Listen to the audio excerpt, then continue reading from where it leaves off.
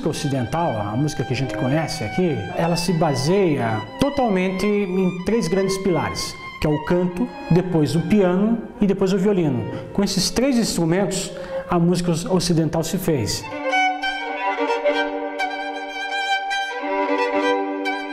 Meu nome é Pedro Della Role, sou violinista da Orquestra USP, sou professor também do Instituto Baccarelli e da IMESP em São Paulo.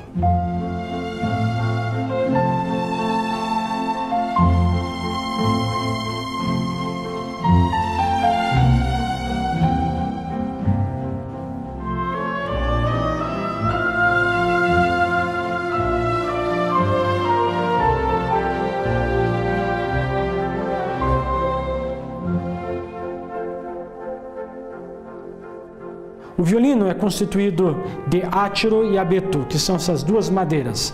Uma tem mais mareciaturas, são essas veias, e à frente, onde você vai encontrar os Fs, onde é por onde sai o som do instrumento. Aqui o cavalete, e o instrumento tem 4 cordas.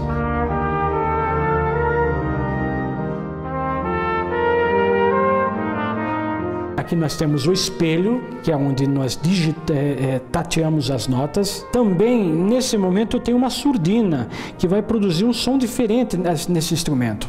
Vai fazer com que o som fique um pouco mais anasalado e fechado.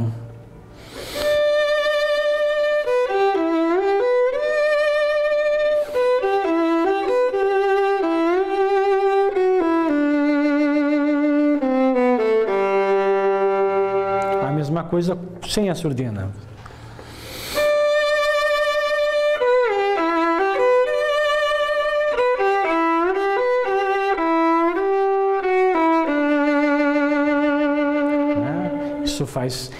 Esse recurso é muito usado em orquestras.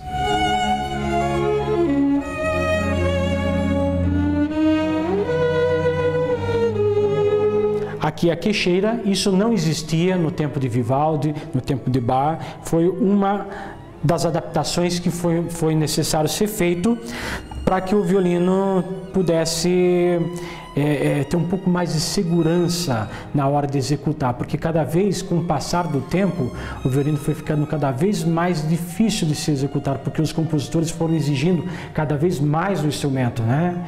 Até chegar com Paganini, que foi o máximo em virtuosismo, por assim dizer. E aqui também tem um outro acessório, que é a espalheira ou espaldeira, que é onde eu apoio o instrumento nos ombros. Também não existia na época do que ele logo foi forjado.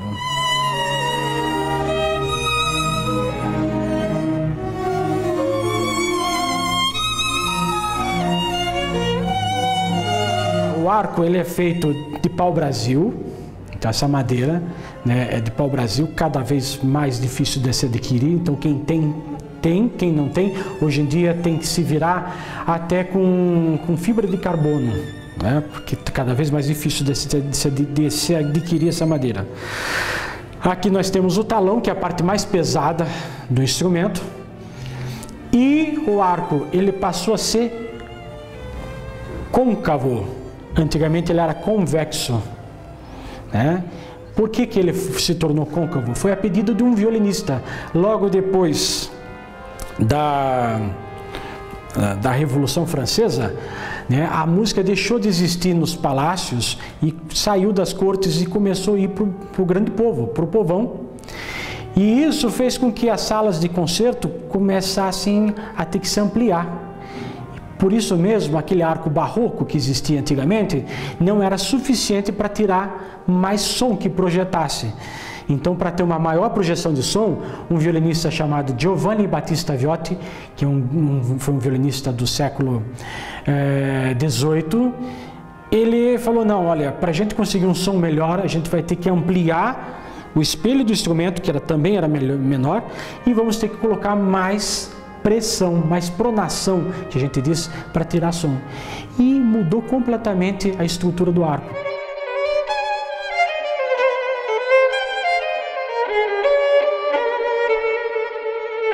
Uma particularidade do instrumento é que nós não temos os trastes. Para quem já viu o violão, tem aquelas marquinhas. Aqui é mais ou menos como se fosse um sistema Braille.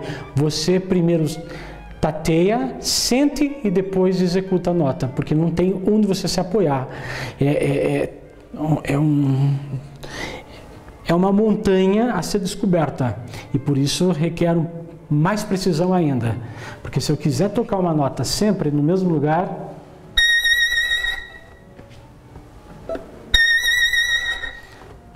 o que parece fácil para vocês, isso pode levar alguns anos para a gente conseguir fazer esse efeito.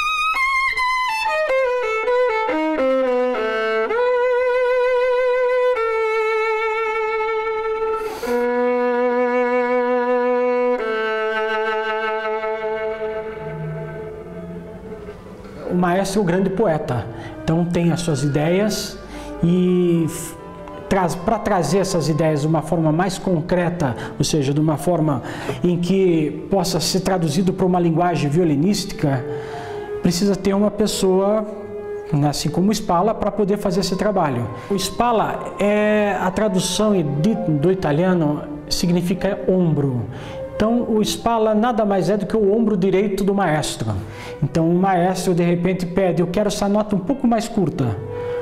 O Spalla tem a função de fazer o quê? De tentar, de alguma forma, encontrar dentro da linguagem violinística aquilo que o maestro entende por certo. Ou seja, o maestro fala mais staccato. O que pode ser staccato? Staccato pode ser isso. Ou pode ser isso. Ou pode ser isso.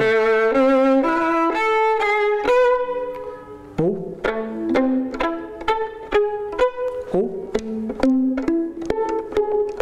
Então, toda essa adaptação à linguagem violinística passa do maestro para o Spalla, do Spalla para os demais músicos.